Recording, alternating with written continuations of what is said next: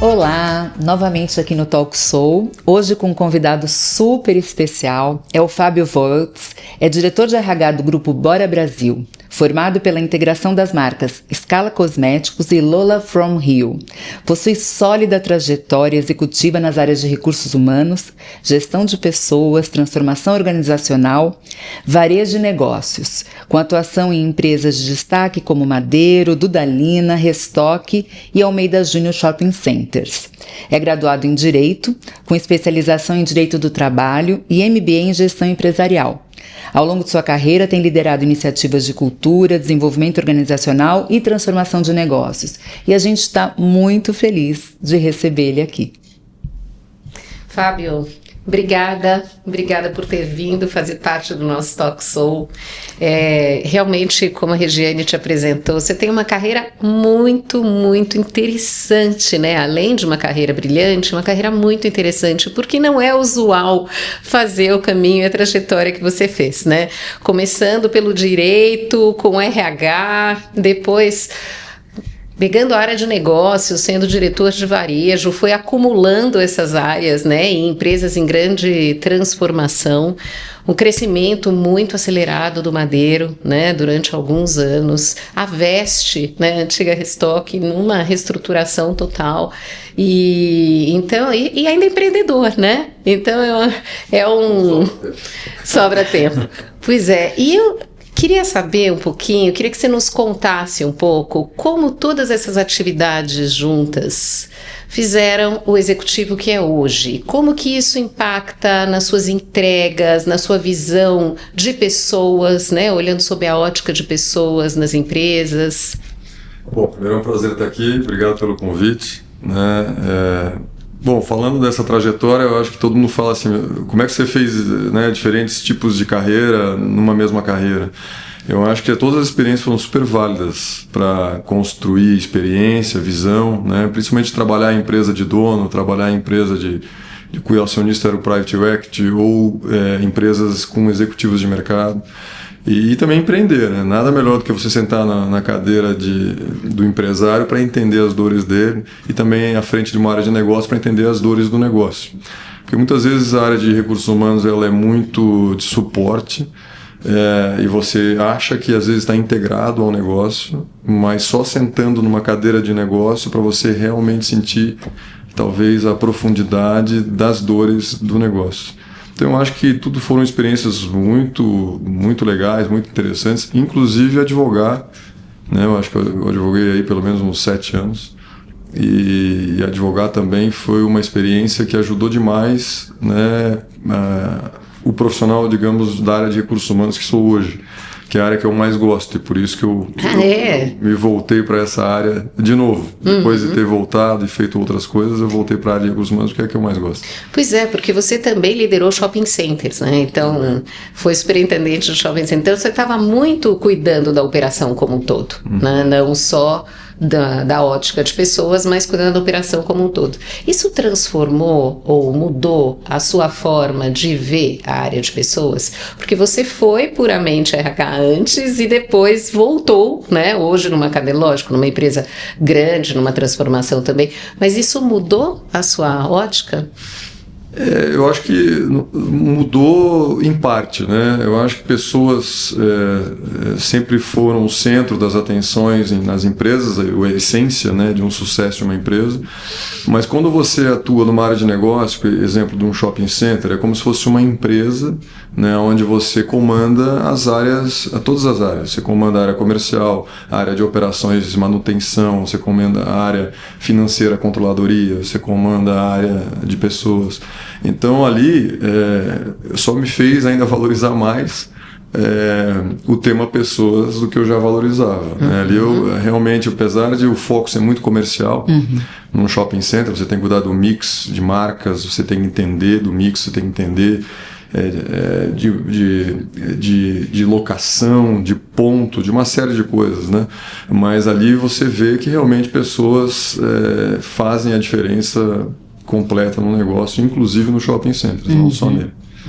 Imagino, porque essencialmente um shopping center é feito, ele vive da articulação que as pessoas promovem nele, né? Então a grande missão de um shopping center, né, que a gente tinha lá, era fazer com que a vida da pessoa se resolvesse no shopping. Então você tem que entender as necessidades, entender as novas tendências, entender o que atrai o público, não só de marcas, por exemplo, de moda, mas também de serviços, de entretenimento, de restaurantes, de gastronomia, enfim. O ecossistema shopping center te abre a cabeça para entender as necessidades humanas. Né? E as necessidades humanas não necessariamente são as mesmas de 20 anos atrás, né? Elas vão mudando. Então você também tem esse viés aí de entender, pesquisar, estudar muito para que rumo, né, a necessidade humana está caminhando. Então, e quando você era superintendente de shopping, você tinha uma área de pessoas que te suportava, né? E imagino que isso deve ter sido interessante também para você olhar sob essa ótica de ter alguém que te suporta, né? Depois que você voltou para a área de gestão, o que você acha que é fundamental para apoiar, para ser realmente um protagonista junto com o CEO nas transformações? Isso é uma sensação que você perguntou engraçada, porque quando eu liderava outras áreas, além da área de pessoas, não tem aquela impressão, né? Eu já tinha sido pessoas e fui para shopping, ou em outras áreas como varejo e tal, mas você sempre tem a impressão de que o RH está atrapalhando a área de negócio quando vem com os processos de RH. Você diz assim, lá vem o RH com os seus produtos, com os seus serviços, avaliação de desempenho, não sei o que e tal. Então a sensação, quando eu estava com uma das áreas sendo o RH, também eu passei por isso. Eu senti, nossa, isso não é minha prioridade agora. E aí vinha o meu próprio RH dizendo, olha, precisa fazer isso aqui, precisa cumprir o prazo lá das ferramentas de gestão de RH. Então o que eu aprendi disso tudo, né? Eu senti na pele o que as outras áreas reclamam do RH, de fato, né? De que não é a prioridade, tem que parar para fazer determinadas coisas. Por outro lado, eu aprendi que você tem que tornar um RH objetivo, entendendo o que o negócio precisa naquele momento, de forma que ele não se torne uma área chata, ou uma área que atrapalha os movimentos da companhia. Né? Então acho que essa visão foi aprimorada nesse sentido. Então o RH com aqueles produtos de prateleira, que segue só modismos, ou que só quer fazer determinadas ações por fazer, sem olhar o momento do negócio, as dores específicas do negócio naquele momento, acaba se tornando uma área muitas vezes vista como burocrática e que não agrega, ou que não agrega como deveria. Né? Eu acho que esse é o ponto que você aprende quando você senta numa cadeira de negócio, a ter essa visão um pouco mais ampla e também saber os timings certos. E o modismo, se ele é aplicável ou não, e se aquele produto de prateleira faz sentido ou não naquele momento. Porque senão você fica só copia e cola. E aí não é isso que vai fazer a diferença para o RH. E quando o RH não faz isso, ele acaba aí sim penetrando onde ele precisa, que é tendo a visão do teu cliente interno, que são as áreas de negócio, olhando, nossa, isso aqui nesse momento realmente é super necessário. Aí você quase não precisa nem defender a priorização daquilo. É automática, ela é natural. Né? E aí as áreas acabam encampando os seus processos de uma forma natural e não impositiva. Certo. Né? Por quê? Porque eles entenderam que faz sentido. Claro. Acho que esse acho que é a grande questão. Achei incrível esse aspecto que você trouxe, né? Porque o RH ganhando fluidez dentro do processo, quase que nem sendo percebido, assim, né? Ele agregando de uma forma suave, sem ser uma moda que entra, olha, tem que fazer esse momento, essa etapa e para tudo para fazer, que atrapalha o flow muitas vezes, né? Apesar de algumas questões serem importantes, eu achei super interessante esse ponto de vista de quem já viveu os dois lados, assim, entender o melhor encaixe, né, dentro do sistema, né? Eu achei muito bacana essa visão. Muito legal. E às vezes você tem que tomar decisões muito com a cabeça do negócio, né? Então, às vezes, os processos tradicionais, eles não atendem. Claro, tá certo. Não dá para seguir em alguns momentos as etapas tradicionais. Perfeito. De uma ferramenta tradicional. Às vezes você tem que ou pular etapas ou alongar etapas.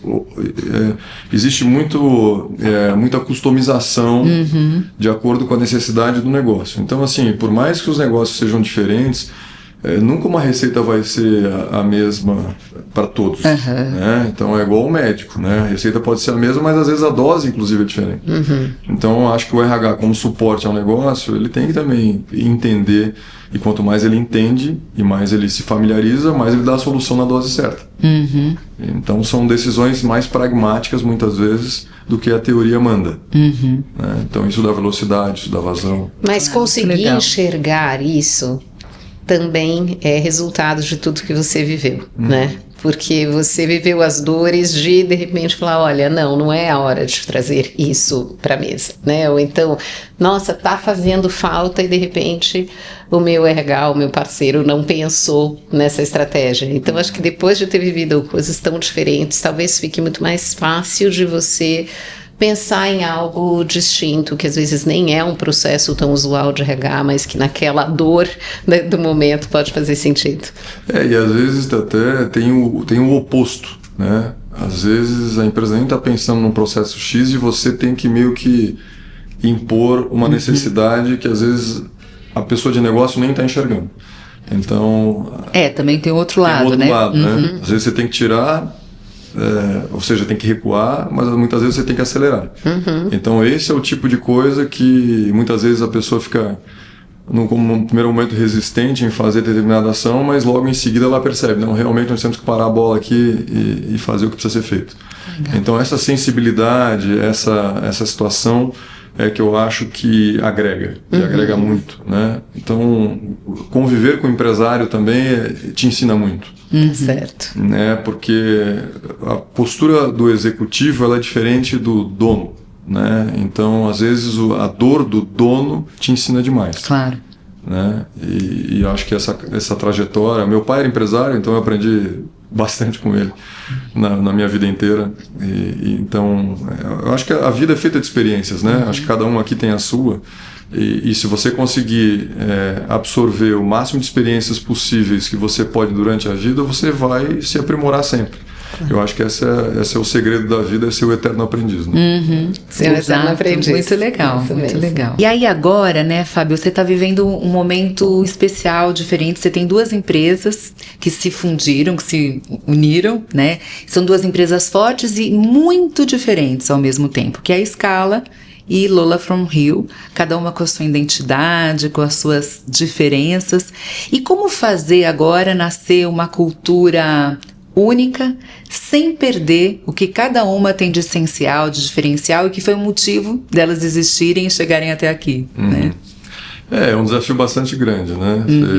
Acho que como todas as fusões ou todas as integrações, a integração cultural sempre é um desafio. Tem casos que deram certo, casos que não deram. Acho que assim, o que a gente está construindo, a primeira coisa é você entender que cada empresa, elas são duas empresas familiares, né, que se juntaram. Cada empresa tem a sua fortaleza, cada empresa tem os seus pontos fortes. Então, se você conseguir juntar, pegar o melhor de cada uma, e os dois lados terem a humildade para entender que cada uma tem os seus pontos fortes, e juntar isso, você vai construir uma organização ainda melhor, né? Então, o que a gente busca hoje? A gente busca justamente encontrar o melhor das duas companhias, respeitando as suas essências, mas criando uma terceira essência, que é esse grupo Bora Brasil. Né? A gente está num trabalho não inicial, mas talvez intermediário, né, sendo construído. A gente tem... Aí você naturalmente constrói rituais que deem sustentação a essa integração. Né, você começa a ter um nome único, que é Bora Brasil, apesar das marcas permanecerem. Você começa a ter uma identidade única, você cria propósito único, você sem perder as essências das marcas. Né? Então você integra o time como único. Né? Então as áreas, por exemplo, áreas corporativas, como é a área de recursos humanos, você tem um RH único. Né? Então você tem pessoas que integraram um time que eram de escala e pessoas que integraram um time que eram de Lola. E aí quando você faz esse time trabalhar junto, estou dando o RH como exemplo, mas são as várias áreas da empresa, você vai diminuindo as barreiras naturalmente. E com os seus rituais de gestão, exemplo, né? No início, quando ocorre uma fusão, é natural que tenham nós e eles, né? É natural. Né? Mas quando você cria ferramentas, como exemplo, metas compartilhadas, né? Que todo mundo tem um objetivo único para alcançar, né? Que não existe mais nós e eles, já começa pelas metas. As metas são compartilhadas e as metas são para todos e todo mundo tem que direcionar os esforços para o mesmo lado. Quando você integra times, integra escritórios, as pessoas percebem que o propósito da companhia é integrar o melhor das duas, né? Você vai construindo com rituais esse senso de pertencimento, esse senso de cooperação. Tudo são rosas? Não. Tudo é instantâneo? Não.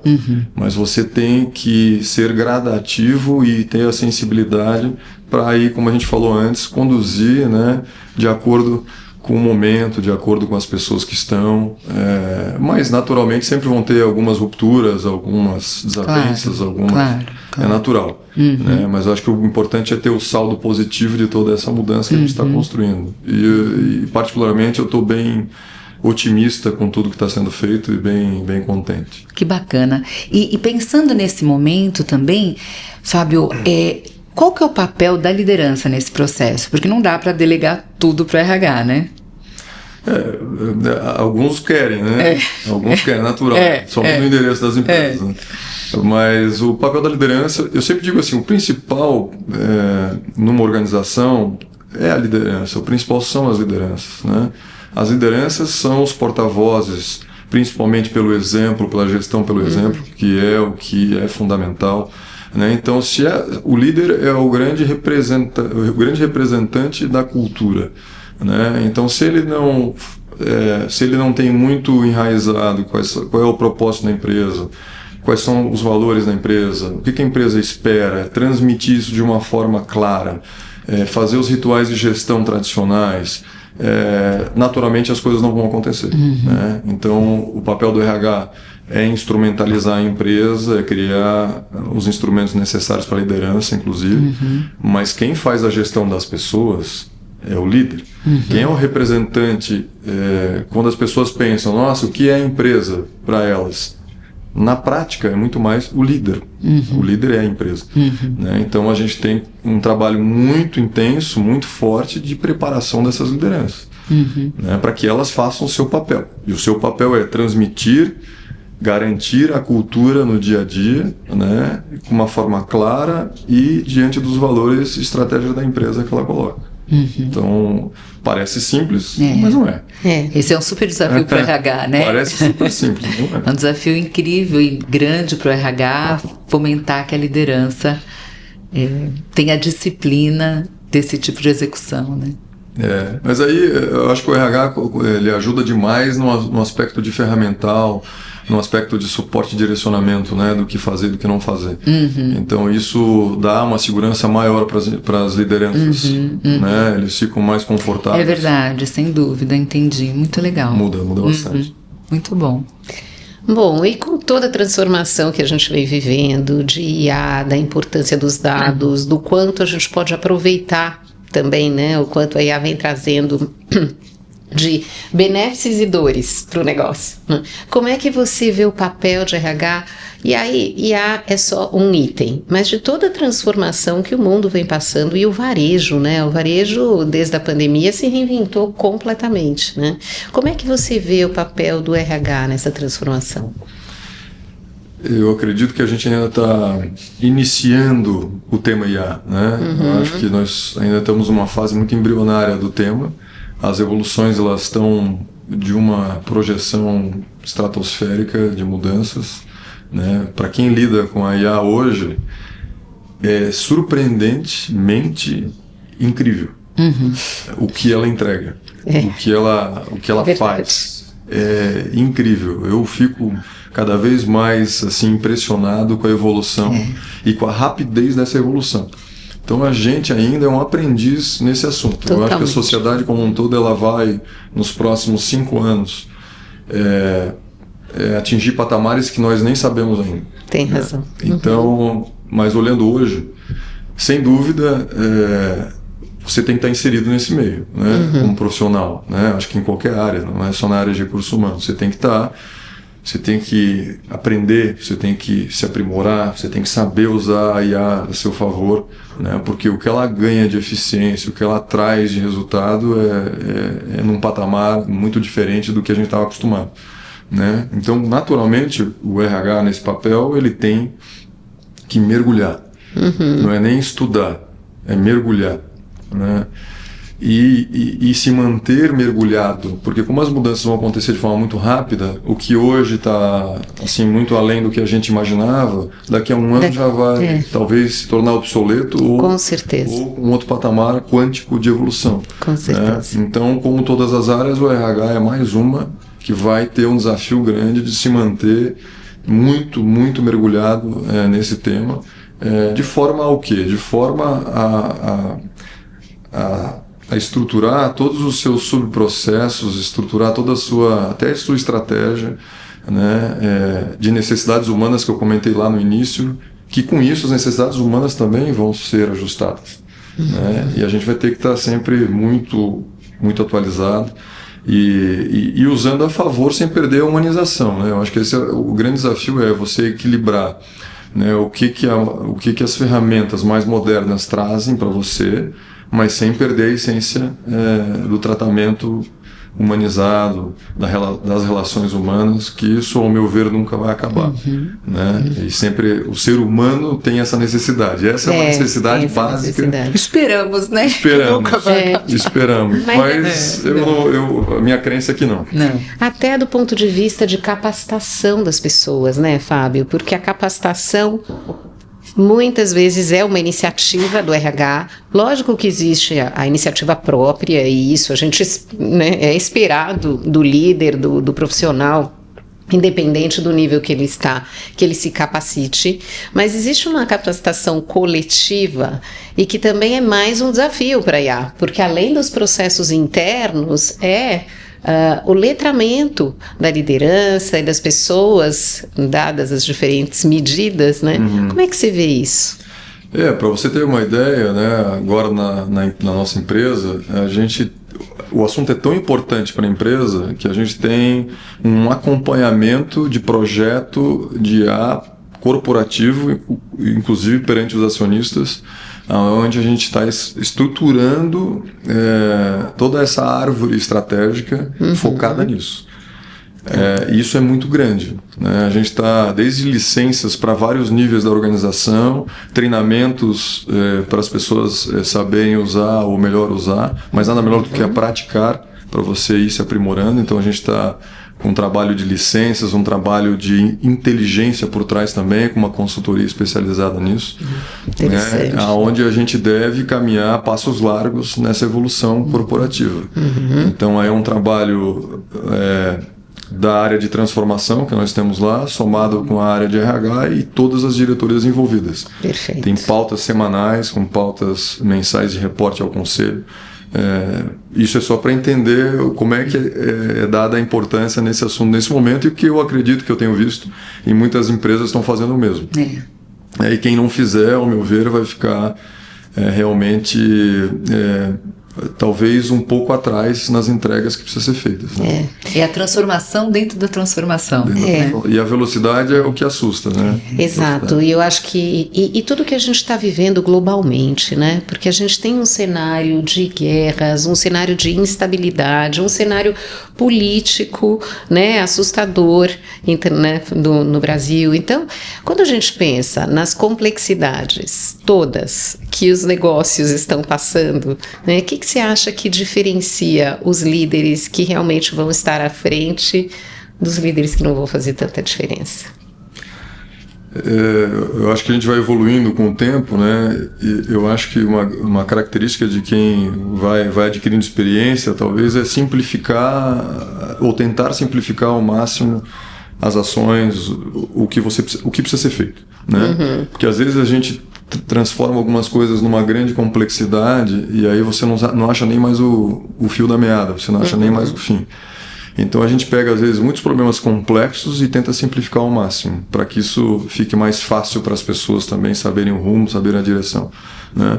Então, pensando nesse modelo, acho que resposta perfeita não existe. A gente vai ter que realmente construir e se moldar, né? Mas uma característica para mim é fundamental, a característica de a maior rapidez na adaptação à mudança, né? Ou seja, a resiliência dos profissionais, ela vai ter que adquirir uma velocidade muito maior do que a gente sempre falou em resiliência. Isso é uma palavra que a gente sempre usou, mas eu acho que no contexto atual ela é ainda mais importante, profunda, mas principalmente em relação à velocidade de adaptação. Certo. Porque o mundo está mudando muito rápido, as variáveis são muitas, a complexidade é enorme.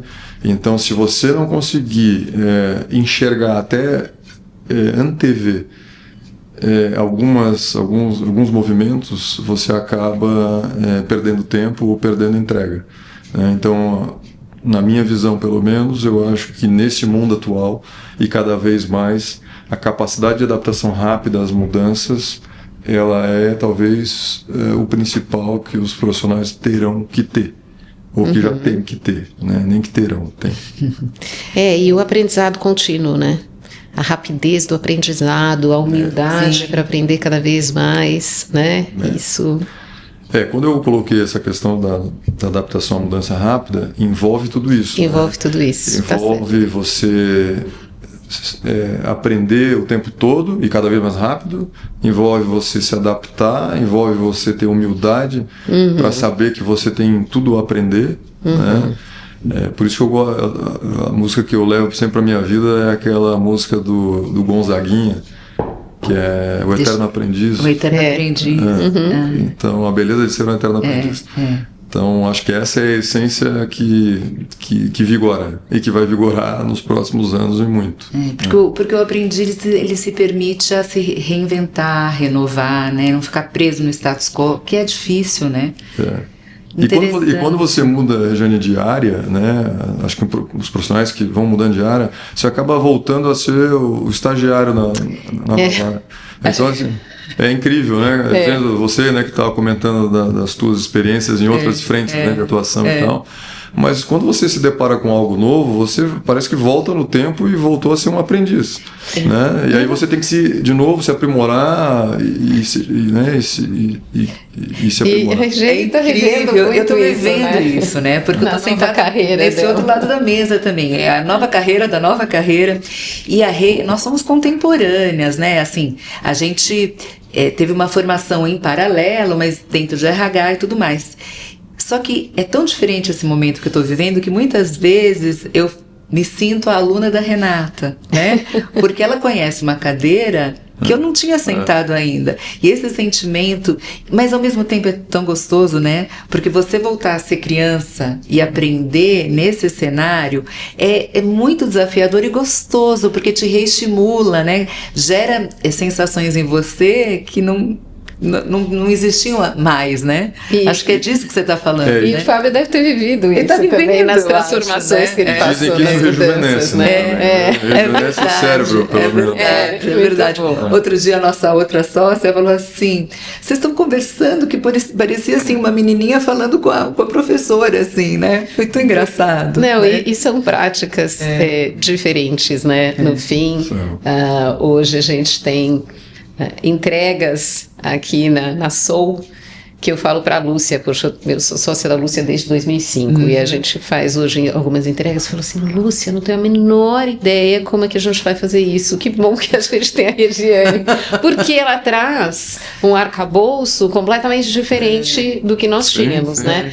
Mas isso que ela falou, poxa, depois da maturidade, no sentido de já ter alcançado uma posição estratégica relevante, você mudar um pouco foco de lugar da mesa e aprender coisas novas, competências, talvez técnicas novas, porque aprender coisas novas a gente está o tempo todo, mas algumas questões técnicas novas é muito gostoso. Talvez, assim, a gente vai estar ensinando para quem estiver ouvindo esse podcast como é bom fazer esse job rotation, né? Tem que ter muita disposição, né? É natural, aí tem que gostar, né? Porque fácil não é, né? Fácil não é porque você tem que reconstruir uma coisa que você já estava confortável, você sai da zona de conforto e constrói tudo de novo. Mas eu acho que para quem gosta é maravilhoso. Maravilhoso. Muito legal, muito bacana. E nesse cenário que a gente está falando desse mundo e dessa alta tecnologia, esse trabalho que vocês estão fazendo, uma pergunta antiga em RH, mas que eu acho que ainda é importante,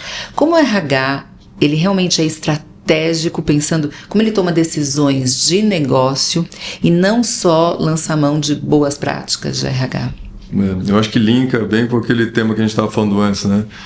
Que por muitos anos, né, e ainda existem alguns RHs também que ainda praticam dessa forma, eles pegam muito produtos de prateleira, né, prontos, sem olhar muito o negócio.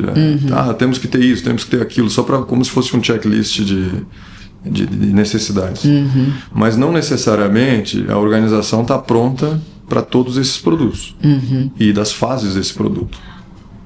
Sei lá, vou dar um exemplo muito simples. Quando você implementa uma avaliação 360 graus, tem empresas numa maturidade, tem empresas em outras. Se você lançar uma ferramenta qualquer 360 graus sem uma maturidade mínima da liderança, você vai queimar a ferramenta, vai causar um problema interno. Só para dar um exemplo simples. Mas isso vale para todas as outras frentes. Então, o que eu considero essencial para que o RH se torne estratégico e seja ouvido, né? E para não seja naquela sensação de que, nossa, de novo vem o RH com as suas coisas, né? O principal é ter primeiro uma visão holística de entender que momento que o negócio passa, entender a estratégia do negócio, de fato, mas não usar a mão só dos produtos de prateleira e, de fato, apresentar o que o negócio precisa para o momento específico, né? E também olhar para o futuro e enxergar o que o negócio vai precisar daqui a pouco. Então, se o RH conseguir se conectar nesse ecossistema e nessa estratégia, vai ser muito mais, vai ser fluido, e aí sim ele está fazendo um papel estratégico, não vai ser imposto, né? E aí ele consegue, para isso tem que ter sensibilidade, para isso tem que estar imerso no negócio, para isso tem que entender das dores do negócio. Não adianta muitas vezes achar que entende e não entrar no detalhe, né? Uma das coisas que eu mais aprendi quando eu estive nas áreas de negócio foi que o nível de detalhe que tem que se entrar é muito mais profundo do que eu achei que era. Nos temas de negócio, né? Quando eu era inicialmente só RH, eu entrava até um certo nível de profundidade e achava que já era super integrado ao negócio, né? E depois, quando eu entrei e sentei na cadeira de negócio, eu percebi que aí que estava o gap. É muito mais profundo. Você tem que entrar muito mais no detalhe para, de fato, entender o que você está fazendo e como você pode suportar ou contribuir para o negócio. Então, acho que esse é um ensinamento importante. Né? Mas, Fábio, eu sinto muito isso na condução de processos seletivos executivos. Você tem que realmente se aprofundar para poder trazer as pessoas certas, né? Porque se a gente ficar só... Lógico que a cultura da empresa é fundamental e tem uma série de questões que estão paralelas, que são fundamentais, mas se você não entender a dor do negócio que está fazendo com que aquela organização precise daquele executivo, daquela liderança naquele momento, é muito mais difícil da gente acertar. Né? Então acho que isso é fundamental. É legal também porque cada segmento de negócio te dá um aprendizado, né? Quando você entra no varejo, o varejo é muito diferente da indústria, né? E o detalhe do varejo é detalhe, né? A essência do varejo o sucesso do varejo está nos detalhes. Então quando você acha que uma coisa é irrelevante, no varejo você aprende que nada é irrelevante. O mínimo detalhe de uma operação, o mínimo detalhe de uma recepção, o mínimo detalhe de qualquer coisa é o conjunto de um todo que vai fazer você se diferenciar ou não se diferenciar em termos de negócio, perante os concorrentes. Então, aí te ensina que, sob o ponto de vista de área de suporte, você tem que também ser assim. Excesso de zelo muitas vezes? Talvez seja. Mas esse excesso de zelo geralmente vai te trazer excelentes frutos, excelentes insights, excelentes formas e conteúdo para você, sim, não ser aquele RH chato, e sim ser um RH que contribui. Eu falo muito de excesso de zelo. Eu acredito muito eu adoro nisso, ter excesso de zelo. Principalmente né, em prestação de serviços, eu falo muito disso. Né? E nem sempre com todo... a questão da produtividade que se espera hoje, o excesso de zelo, ele vai num outro caminho que a gente precisa saber acomodar, né? É que você, ao mesmo tempo, não pode perder velocidade, exato. mas também tem que ter detalhe. Tem que ter então, detalhe. esse é o grande, tem que ter detalhe. É o grande ponto. É isso mesmo. Para isso, os sistemas e processos robustos te dão o que você precisa. Exato. Porque você consegue, ao mesmo tempo, não perder velocidade, mas ganhando E pessoas boas suportando esses processos, aí que a velocidade aumenta mesmo. Aí é perfeito. Aí é perfeito. Eu acho que o grande desafio também é desenvolver as pessoas, né, com essa forma de pensar. Além de ter essas pessoas, você vai desenvolver, né? E cada organização tem uma necessidade. Então, você tem que adaptar as pessoas e o teu time para isso. Muito bem. Para fechar, a última pergunta, né? Que conselho que você daria, ou conselhos que você daria para um executivo jovem dentro dessa área de pessoas? São tantos, né? Mas vamos sintetizar aí. Eu acho que o primeiro é ser super curioso. A pessoa que está começando, ela tem que ser muito curiosa para aprender o máximo que ela conseguir aprender, não só de academia, mas também da vida real, da vida prática. Então, os profissionais que eu conheci que se destacaram demais, muito jovens, eram as pessoas geralmente mais curiosas. E além de ser curioso, é natural que para ser curioso você precisa ter uma energia e predisposição de buscar conhecimento, proatividade, essas coisas básicas, né? Mas o ser curioso e ao mesmo tempo ser humilde, que é o tal do aprendiz que a gente sempre fala, eu acho que é o grande caminho, né? Porque se você só tem curiosidade, mas não tem humildade, o teu limite de aprendizado é 1. Se você tem a humildade com a curiosidade, o seu limite é infinito de aprendizado. Né? E naturalmente estar muito próximo das mudanças tecnológicas, né? E das mudanças das necessidades humanas. E eu acho que é um grande desafio que a gente nem sabe prever o futuro do que pode acontecer, né? Então o mais importante é estar próximo e estar curioso em relação a esses dois temas, necessidades humanas e tecnologia, que eu acho que é um tema que vai nos surpreender muito ainda nos próximos anos. Muito legal. Você sabe que, só para também finalizar, quando a gente era menor, lembra que tinha um negócio, o que você levaria numa viagem sem volta para o espaço, né? Que pessoas, que profissionais. E quando falavam psicólogos, eu tenho que dizer que eu falava assim, ninguém vai levar um psicólogo, tem tanta coisa mais importante para levar, precisa levar os engenheiros, precisa levar quem vai planejar toda a nova vida. Hoje em dia, eu tenho convicção que os psicólogos, alguém que entende dessas necessidades humanas, vai precisar ir. É que é difícil não enlouquecer um pouco com tudo isso, né? Quando Saúde você mental, fala que... quando você tema fala, da vez.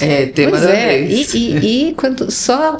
essa sua resposta já mostra, né, o quanto a elasticidade, porque entender das pessoas e entender, né, estar por dentro da tecnologia, junto com um aprendizado rápido e constante. E vamos combinar que a gente precisa dar conta do dia a dia ali, né? Da execução do que a gente da família, não dá para fugir disso. Então, quer dizer, só isso já traz uma complexidade enorme, né? Então, as pessoas estão aprendendo também a lidar com tudo isso, e os mais jovens já têm uma pressão enorme pelo que eles têm que entregar. Eu vejo isso com um filho de 20 anos, né? Que só tem 20 anos e que já está no mercado financeiro, né? Que já trabalhou até meia-noite. Você fala, gente, como é isso? E é assim. Então, por isso que levar os psicólogos, como você disse, ou seja, né, pessoas que vão saber. Super importante. Certo. Olha, Fábio, muitíssimo obrigado. Foi um prazer te receber aqui, foi excelente. Muito obrigada, muito bom revê-lo sempre. né? Estejam convidadas para tomar um café ali no nosso escritório. Somos vizinhos, vizinhos, né? Então faremos isso. Obrigado pelo convite, foi um prazer aí trocar um pouco. Acho que só sempre soma, né? Eu gosto muito disso aí. Obrigado. Muito legal, obrigada, Fábio. Bom. Pessoal, compartilhem muito esse episódio, se inscrevam no nosso canal. Acho que foi incrível o momento aqui com o Fábio. Compartilhem.